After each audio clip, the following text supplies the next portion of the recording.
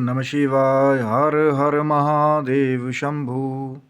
या देवी सर्वभूतेषु लक्ष्मीरूपेण संस्थिता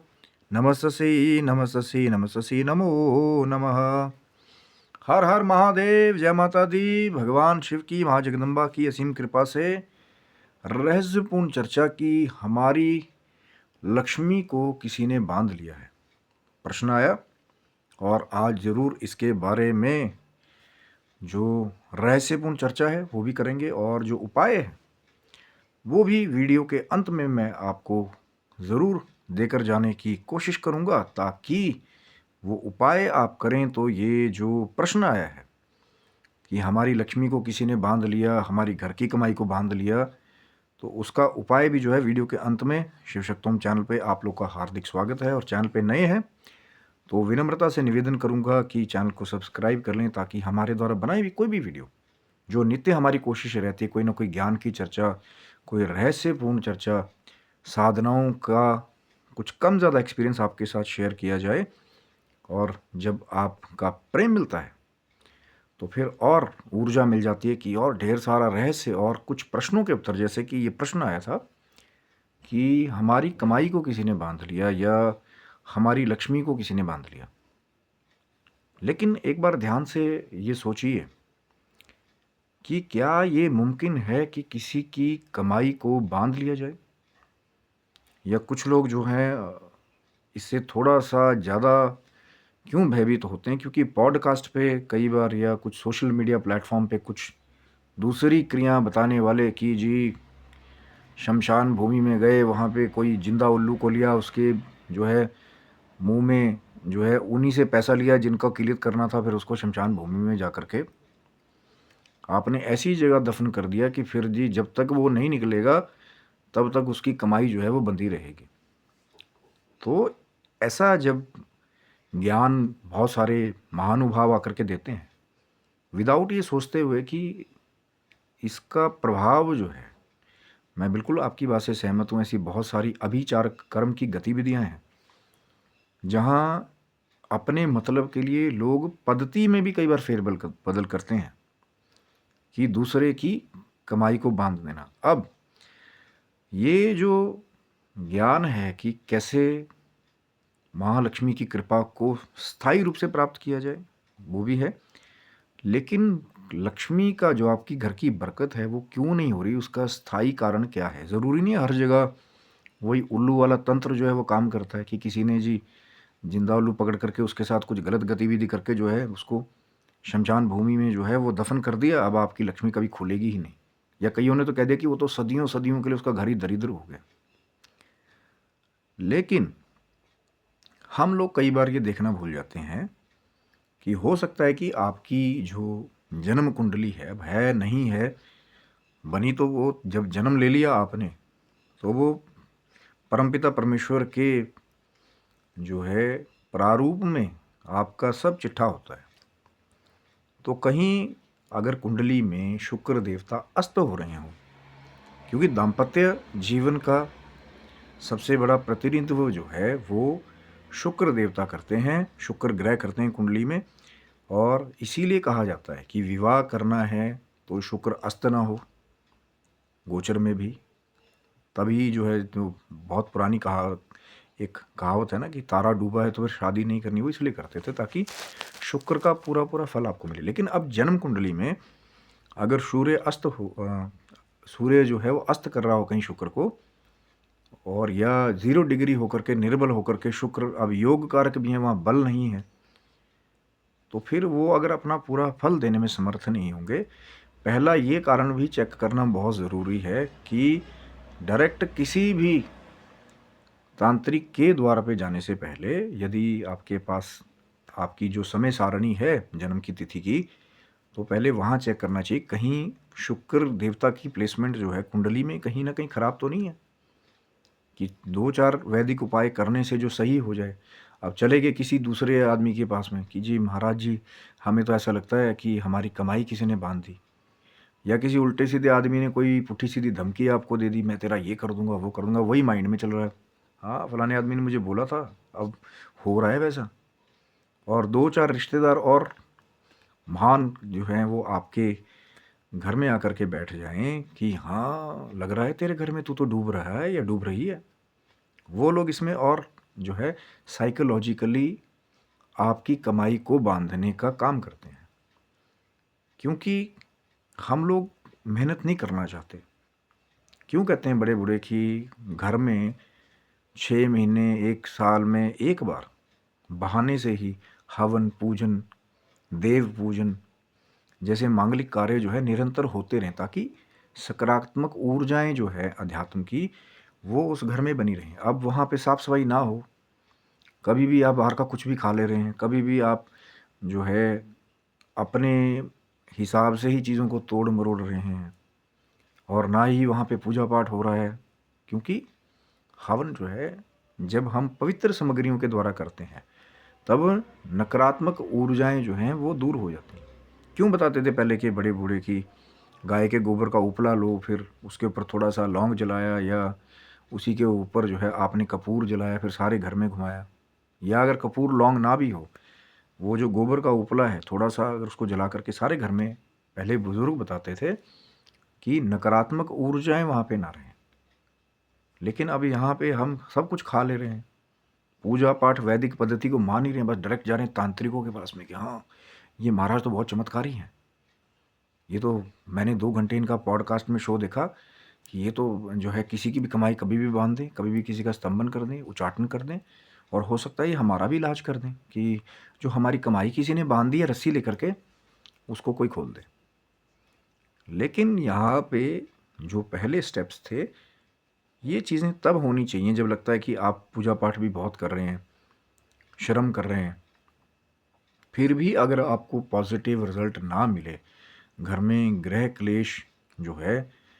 वो पितृदोष की वजह से भी होता है कि पितृ नाराज हैं तो घर में कोई ना कोई रोग ऐसा दे देते हैं कि फिर आपकी कमाई को टिकने नहीं देंगे, कि कोई ना कोई रोग ऐसा आ गया कि बस पैसा आ रहा है और जा रहा है। मैंने बहुत सारी वीडियोज़ में इसके बारे में बात की है कि खास करके वो लोग जिनके घर में कोई औत पितर जो है वो पहले गया, यानी कि विवाह नहीं किया, कि कुंवारी कोई डेथ होकर के पहले गई, फिर उनकी ज़मीन जायदाद वो लोग खा रहे हों, या उस समय पुराने ज़माने में अच्छी क्रिया ना हुई हो, अब वही आत्मा के रूप में आपके घर की लक्ष्मी को वो पितृदोष बन करके प्रभावित कर रहा हो, ये भी देखना बहुत ज़रूरी है। इसलिए ये 1-2 प्रश्न, आपकी कमाई बंदी है, बरकत नहीं हो रही, डायरेक्ट तांत्रिकों के पास जाने से पहले इस पे विचार होना बहुत ज़रूरी है। जब फिर आपने दोनों चीज़ें देख ली कि पितृदोष वाली बात भी जो है वो नहीं मिल रही है संकेत के रूप में, चाहे कुंडलियों से भी इसको देख लिया जाता है कि बच्चों की कुंडली में पितृदोष आ रहा है कि नहीं, और वो भी चीज़ नहीं है। अब कुंडली भी ना हो, और वैदिक वाला तो फिर भूल ही जाइए कि जब डिटेल्स नहीं होंगी तो चेक कैसे करेंगे, फिर परेशान हो रहे हैं। तो जब आप नियम भी कर रहे हो पूजा पाठ का, तब भी आपको दिक्कतें आ रही हों, तो वहाँ पे फिर आपको कुछ अभिचार कर्म जो है वो हैं संसार में, तंत्र सत्य है। मैं ये नहीं कहता हूँ कि दूसरी क्रियाएं नहीं होती, या लोग नेगेटिव ऊर्जाओं के द्वारा किसी के जीवन को प्रभावित नहीं कर सकते। लेकिन याद रखिए कि जिनसे उन्होंने शक्ति पाई तांत्रिकों ने, वो माँ भगवती का स्वरूप, वो भगवान शंकर का स्वरूप जो है वो उनसे कहीं गुना बड़ा है। मैं तो कहता हूँ कि लिमिट ही कोई नहीं है। अगर कोई पाना चाहे और आराधना करे सही से, तो असीमित धन क्या, असीमित हर जगह विजय क्या, असीमित गुणों का संचार जो है वो आपके जीवन में और आपके घर में हो सकता है। लेकिन सही प्रारूप को जान लेना ज़रूरी है। इसलिए मैंने कहा था कि वो मैं महा उपाय भी आपको वीडियो के एंड में ज़रूर बताऊंगा, कि जिसके द्वारा आप अपने लक्ष्मी के स्वरूप को घर में ऐसा आगमन कर सकते हैं या वहीं प्रकट कर सकते हैं कि जहां आपको घर में सुख शांति समृद्धि का जो निरंतर जो एक क्रम है वो मिलता रहे, वो मैं ज़रूर बताऊंगा। लेकिन ये जो पहले की चीज़ें हैं क्लियर कर लेना कि कहीं पितृदोष वाली बात तो नहीं है, कहीं ग्रहों के खराब होने वाली बात तो नहीं है, कहीं हमारी कुछ हरकतें ऐसी नहीं हैं जो घर की लक्ष्मी को प्रभावित कर रही हैं। ये मैंने बहुत बार चर्चा की है कि गृहिणियाँ वो जो कुछ गलत कार्य हैं रात को गंदे बर्तन जो है रख करके रसोई में सो जाना, माँ अन्नपूर्णा की कृपा को खराब करना, बाल कहीं भी बनाए, कहीं भी घर में कोनों में उनको छिपा दिया या कहीं भी फेंक दिया, ये नेस्ती को बढ़ाने वाले कर्म है। जो गृहिणियाँ हैं, माताएं अगर चाहती हैं माँ लक्ष्मी प्रसन्न रहे, कुछ एक उपाय तो आपको खुद करने पड़ेंगे, जो बहुत पुराने वैदिक उपाय हैं। और शुक्रवार के दिन अब कई बहुत सारी माताएं बहुत अच्छी हैं, चाहे वैभव लक्ष्मी जी का व्रत है, चाहे माँ संतोषी जी का व्रत है, खट्टा ना खाने वाली जो बात है, क्योंकि बहुत जगह खट्टे को दरिद्रता से जोड़ा जाता है। जो माँ लक्ष्मी की बड़ी बहन है अलक्ष्मी, तो उनका आहार खट्टा या तामसिक जो प्रारूप वाला भोजन है वो माना जाता है। इसीलिए कहा गया है कि जो चाहते हैं कि माँ की और कृपा मिले, मैं बहुत बार बात करता हूँ इस बारे में, तो वो कोशिश करें कि शुक्रवार के दिन अगर व्रत नहीं भी कर रहे हैं, चाहे माँ वैभव लक्ष्मी का हो, चाहे माँ संतोषी का हो, तो खट्टा जो है कोशिश करें कि उस दिन खट्टा, खटाई, नींबू, इन चीज़ों का सेवन जहाँ तक हो सके ना कीजिए। और मीठा भोजन, या अगर माँ लक्ष्मी की कृपा पाना चाहते हैं, बढ़िया से मखाने की खीर बनाई, चाहे शुक्रवार के शुक्रवार ही बनाइए, फिर माँ लक्ष्मी की आराधना स्वरूप से जो है भोग लगवाया, फिर उस प्रसाद की तरह उसको पाया। आप देखेंगे कि आपके व्यवहार में ही जब शांति आ जाती है तो आधी समृद्धि सुख का काम यहीं शुरू हो जाता है। क्योंकि जिस घर में अगर आपकी नकारात्मक ऊर्जाओं की वजह से ग्रह क्लेश हो रहा है, शांति भंग है, तो सुख समृद्धि उस घर की जो है पॉजिटिव जो वाइब्स है उस घर की, वहाँ माँ लक्ष्मी भी ज़्यादा देर ठहरना पसंद नहीं करती। कि सुबह सुबह जहाँ पे गाली गलौज शुरू हो जाए और या जानबूझ के जो है आवाज़ें शुरू हो जाए, एकदम सुबह का जो ब्रह्म मुहूर्त का माहौल है एकदम शांत होना चाहिए। एकदम गृहणियाँ वो लगी रहती है ना कि अब कई सफाई के नाम पे झाड़ू यहाँ वहाँ पटका, ये वो किया, आवाज़ किया, खटका किया, नहीं, बहुत प्यार से। माँ बहुत प्रसन्न होती हैं जिन घर का वातावरण शांत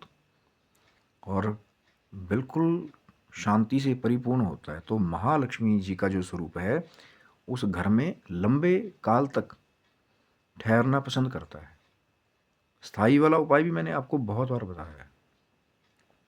कि अब उत्तर वो आया कि अब आपने ये चीज़ें भी कर ली कि कुछ गलत क्रियाएं नहीं की जो आपके घर में खुद ही लक्ष्मी के आगमन को रोक रहा था। और अब वो महा उपाय कि जो चाहते हैं कि माँ लक्ष्मी का प्रारूप स्थायी रूप से हमेशा के लिए आपके घर में बना रहे, तो सबसे पहला जो है जो बुरे जो हमारे कुछ विचार हैं उनको नई ऊर्जा देते हुए कि ठाकुर जी का और माँ लक्ष्मी का सम्मिलित पूजन लक्ष्मी नारायण के रूप में जो घर में करते हैं, या सिर्फ ठाकुर जी का भी जो पूजन करते हैं, तो कई बार लक्ष्मी वहाँ पे स्वयं आ जाती है। और जहाँ ठाकुर जी स्थायी हैं वहाँ माँ लक्ष्मी को भी स्थायी रूप से विराजमान रहना पड़ता है। ये बहुत पुराना एक ऐसा उपाय है जो हमारे संतों ने, हमारे भक्तों ने कई बार बताया है कि लक्ष्मी नारायण जी का इकट्ठा पूजन, चाहे फिर शुक्रवार के दिन कीजिए, वीरवार के दिन भी कीजिए, लाभ ही लाभ मिलेगा। और माँ की कुछ कृपा प्राप्त करने वाले महा उपाय हैं जो मैंने कहा था वीडियो के अंत में आपको बताऊंगा। जैसे कि श्री सूक्त का पाठ करना, पहले भी हमने चर्चा की थी कि श्री सूक्त का पाठ ऐसे करेंगे, कुछ विधियां हैं, चाहे तुरीय संध्या को की हुई है, चाहे फिर गौधोली बिला है उस समय आपने किया, या जो 3 संध्या या चौथी संध्या जो श्री संध्या है उस समय किया हुआ पाठ जो है, चाहे नित्य प्रति तो जो करते हैं तो लाभ लेंगे ही, लेकिन जो शुक्रवार के दिन भी माँ लक्ष्मी की आराधना श्री सूक्त के द्वारा या और भी दिव्य स्रोत हैं माँ के, करने वाले बनी है, उपाय तो बहुत सारे हैं। और निरंतर जो अपने जीवन का अंग बना करके आराधना करते हैं, अब ये नहीं 2 शुक्रवार कर लिया, 3 शुक्रवार कर लिया जी, अब तो हमारी बस की नहीं है, तो फिर क्यों तांत्रिकों के वहाँ जा रहे हैं बार बार कि हमारी कमाई किसी ने बांध ली है। जब आप अपने घर में बूटा लगा करके उसको पेड़ नहीं बनाना चाहते, भैया आप कोई वृक्ष लगाएंगे तो मेहनत तो करनी पड़ेगी ना। पहले आप बीजारोपण करेंगे, फिर धीरे धीरे उसमें खाद वगैरह डाल करके फिर पानी देंगे, कुछ दिनों में वो बड़ा होगा। अब लोग क्या कर रहे हैं कि खुद उपाय नहीं करना चाहते और फिर तांत्रिकों के पास डायरेक्ट जाना चाहते कि भैया कुछ ऐसा कर दो, एक ही शुक्रवार की रात्रि में ना बस हमारी जो कमाई नहीं आ रही, चाहे हमारे नकारात्मक कामों की वजह से, चाहे पितृदोष की वजह से, चाहे ग्रहों के खराब होने की वजह से, तो यूं करके बस ऐसा कुछ घुमाइए, बस खुल जाए सब। वो थोड़ी देर के लिए होता है, वो भी जो लोग क्लेम कर रहे हैं, देने का जो आशीर्वाद है वो माँ भगवती ही दे सकती है, जो स्थायी लक्ष्मी के रूप में आपके घर में निवास करता है। हाँ, हो सकता है किसी ने टोटका वोटका कोई दूसरा ये वाली किताब का टोटका जी, वो वाली किताब का टोटका बता दिया, वो थोड़े टाइम के लिए हो सकता है आपको एक तरह से बड़ी खुशी सी दे दे कि हाँ भैया एकदम से आने लगा। लेकिन स्थायी रूप से जो सच्चाई है वो ये है, निरंतर साधनाएं ही, महालक्ष्मी की निरंतर आराधना आपको निरंतर फल देती हैं। और ये जो दूसरी कुछ चीज़ें हैं ना कि उल्लू लिया उसके मुंह में ये फंसाया, फिर उसको कहीं गलत कर दिया, ये क्रिया देख देख के जो गलत क्रिया करने की भी सोचते हैं, याद रखिएगा वहाँ पे एक बार आपने ये गतिविधियाँ शुरू कर दी या किसी से करवा भी लिया ऐसे लोग के पास जा करके, कुछ ये आपका पर्सन उसने कपड़ा ले लिया या कोई पर्सनल चीज़ आपने जा करके दे दी कि महाराज कोई ऐसा तंत्र कर दो बस हमेशा के लिए बस आता रहे, तो अगर वो गलत आदमी हुआ, गलत वंशा वाला या तंत्र का गलत प्रयोग करने वाला हो, तो वही आपकी दी हुई चीज़ के द्वारा आपका नुकसान कर सकता है, ये याद रखिए। क्योंकि उनके लिए तो आप सोने की मुर्गी जैसे हैं, वो जब चाहे फिर आपकी पर्सनल चीज़ों का यूज़ करके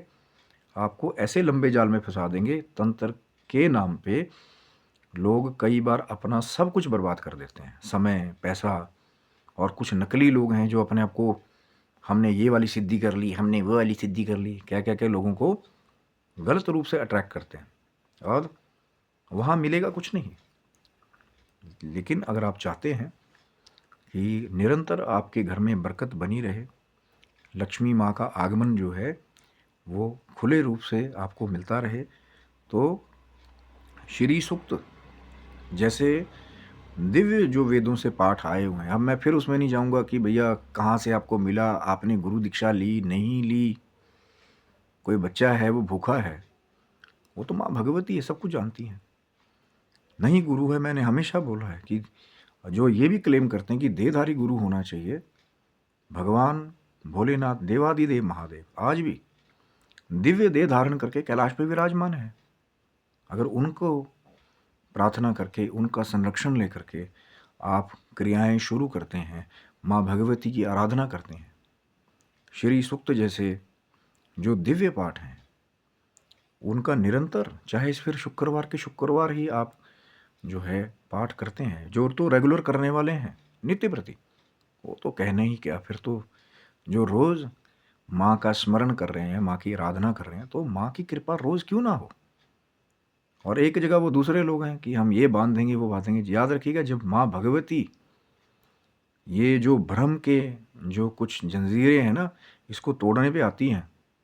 कोई कितना ही तंत्र की सिद्धियाँ डिग्रियाँ लेकर के बैठा हो, वो कभी किसी की कमाई नहीं बांध सकता। वहाँ अगर माँ आ जाए, माँ की कृपा हो जाए आपके घर पे, आपके ऊपर, पर उसके लिए आराधना तो करनी पड़ेगी, तपस्या करनी पड़ेगी। मैं हर बार ये बात कहता हूँ कि तप बल ब्रह्मा रचनाकारा, तप बल विष्णु पालनहारा और तप बल शंभु करे संहारा। तप के बल से ब्रह्मा जी सृष्टि की रचना करते हैं, तप के बल से भगवान विष्णु सृष्टि का पालन कार्य संभालते हैं, और तप के बल से भगवान शंकर जो है वो संहार का कार्य माँ भगवती की कृपा से सम्मिलित होकर के उसको करते हैं। तो तपस्या तो करनी पड़ेगी, चाहे फिर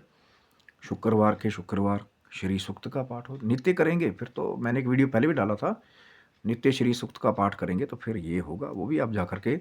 शिव शक्तोम चैनल पे देख सकते हैं। तो ये था वो महा उपाय कि किसी ने हमारी कमाई बांध दी है तो क्या करें, मैंने वो भी चर्चा करने की कोशिश की कि क्या कारण है, वो आप चेक कर सकते हैं पहले। ये तंत्र के जो कुछ भ्रम जाल हैं, जो कुछ नेगेटिव लोग हैं, इनके चक्कर में आकर के अपना समय, पैसा, अपना विश्वास अध्यात्म पे उसको मत खोइए। सब कुछ आपके हाथ में, आप सब कर सकते हैं। और देने वाली वो माँ भगवती है, भगवान शंकर की कृपा है, और कोई देने वाला नहीं है। तो आशा करता हूँ हमने सभी चर्चाएं जो है करने की कोशिश की, क्योंकि प्रश्न मेरे पास आएगा जो आया था, जैसे कि किसी ने कमाई बांध दी, तो उत्तर हम लोग हमेशा देने की कोशिश करते हैं, हमेशा। लेकिन कोशिश वही है कि आप लोगों को सात्विक वैदिक चीज़ से जोड़ा जाए, जो बड़े बड़े संतों ने, बड़े बड़े भक्तों ने अपना जीवन लगा करके कुछ मानव कल्याण के लिए उपाय बताए हैं, उनको कीजिए जो सदियों से चले आ रहे हैं। अब वो नए आगे बस ये हम तो एडवांस, हमारे जैसा तो कोई दूसरा तांत्रिक ही नहीं है, उसमें आकर के फिर आप, अच्छे लोग भी कहीं हैं तंत्र के ज्ञानी, पर बहुत कम है, बिरले बिरले। लेकिन सबकी मंशा जब जैसे समय बीतता है सब पता लग जाता है। तो आशा करता हूँ वीडियो आपको अच्छा लगा होगा। ज़रूर लाइक शेयर सब्सक्राइब करें, क्योंकि आगे भी और बहुत कुछ चमत्कारी लाने की हमारी कोशिश है, माँ की कृपा से, भगवान शिव की कृपा से। आप चैनल को सब्सक्राइब रखेंगे तो हो सकता है कोई फिर रहस्य से परिपूर्ण महा उपाय वाला वीडियो आपको दोबारा मिल जाए, जिससे फिर कहीं ना कहीं आपका जीवन ही बदल जाए। क्योंकि ये करने वाले जो है देवादिदेव महादेव और माँ भगवती हैं। दास का तो काम है कि चिट्ठी मिली आप तक पहुंचा दी।